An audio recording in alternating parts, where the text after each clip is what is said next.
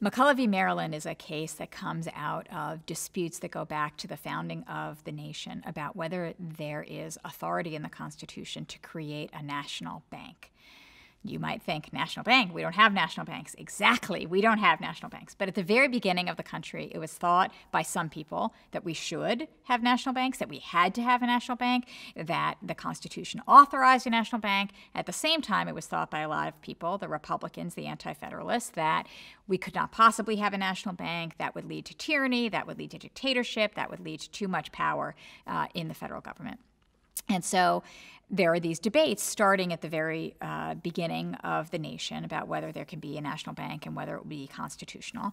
A national bank gets created for a certain period of time. It eventually lapses, and a second national bank is created. By the time the second national bank is created, even the people like Jefferson, who thought there really shouldn't be a bank and it really is unconstitutional, have kind of given in. They've kind of accepted that this question has been vetted. Everybody has determined that a national bank is going to exist, and it's okay. So there are all these debates early on where Jefferson and eventually Madison are on one side against federal power. Alexander Hamilton is on the other side in favor of federal power. Hamilton wins all the debates, and this is one of them.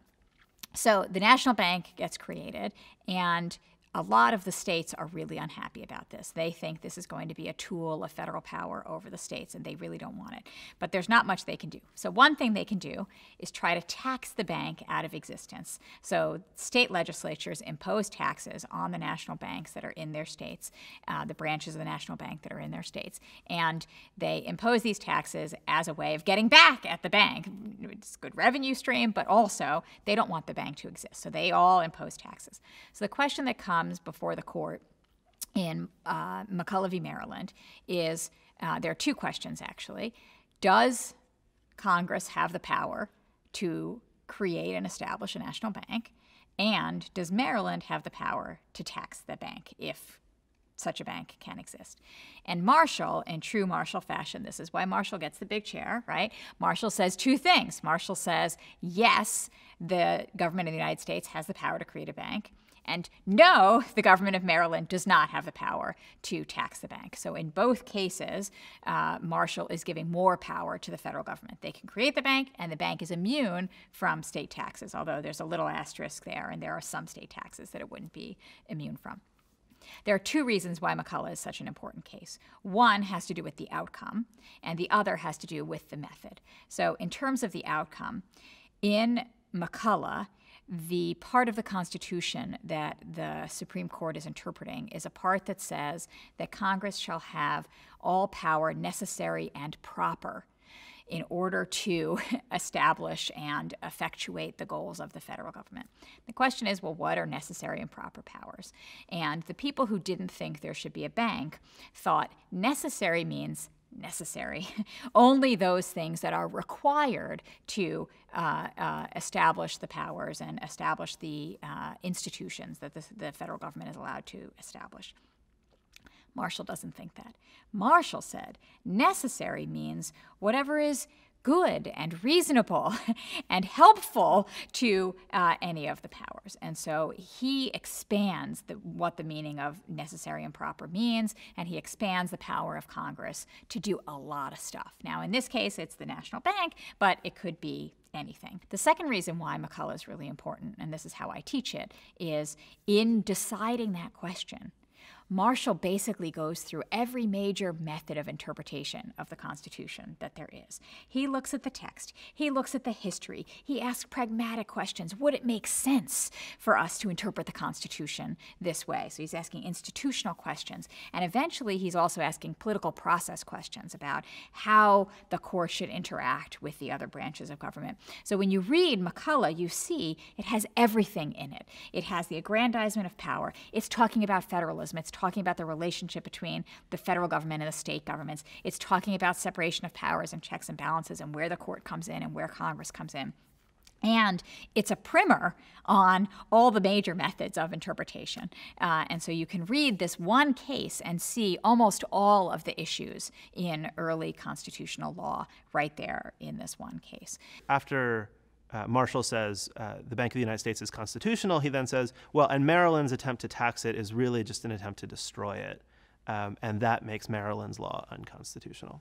But Marshall doesn't actually get the last word here, because although the Bank of the United States is upheld and Maryland's law is struck down, it's not that many years later that the bank's charter is again up for renewal, and Andrew Jackson vetoes the attempt to renew it and simply says, I believe not only that the bank is bad policy, but he says specifically, I think the bank is unconstitutional.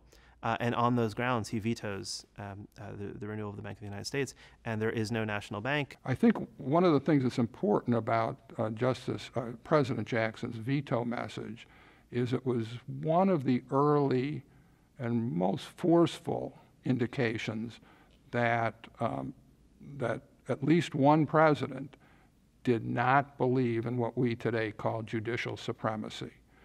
It's quite common today for people to think and believe that once the Supreme Court has decided something, that is that, and that is the law. President Jackson didn't believe that. He didn't think he was bound by a Supreme Court decision in exercising his constitutional power of the veto. One of the consequences of McCulloch is that it sets up a showdown between Marshall on the one hand and a lot of the sort of stronger states' rights proponents. So there's this exchange of angry editorials in the Virginia newspapers, all of which were written under pseudonyms, of course, but John Marshall was writing in defense of his decision, and a couple of Virginia judges, most notably Spencer Roane, were writing attacks on the decision.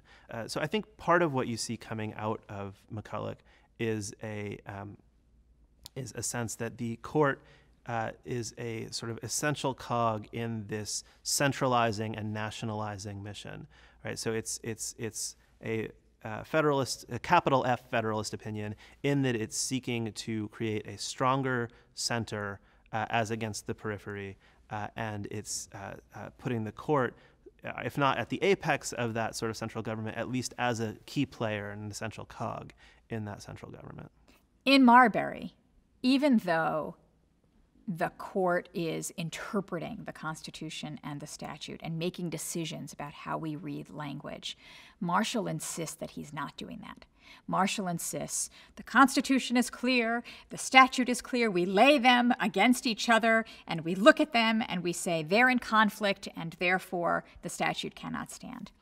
In McCulloch, what he says, and this is the language that is often etched in stone in the halls of the Supreme Court, he says things like, the Constitution is not a legal code. We don't read the Constitution in the same way we would read a tax code. He says, this is a Constitution we are expounding. What does he mean by that? He means you have to interpret it. The words don't speak for themselves. We have to ask ourselves, how do you read the Constitution? And we have to read it generously. What does he mean by generously? He means generously to the federal government. Where powers are given, we read those powers generously. And where limitations are placed on the states, we read those limitations generously, right? Marshall always has his eye on the ball, and what is the ball? Power to the federal government. So he is giving power to the federal government, and he's also articulating that constitutional interpretation is its own thing. And it has to be done carefully. It has to be done by judges, and it has to be done through all these different modes of interpretation. The words can't speak for themselves. You have to look at the history. You have to look at the process. You have to look at the consequences of reading the words in a particular way. And he says it's a constitution that's meant to last, right? It's a constitution that's meant to enable Congress to govern.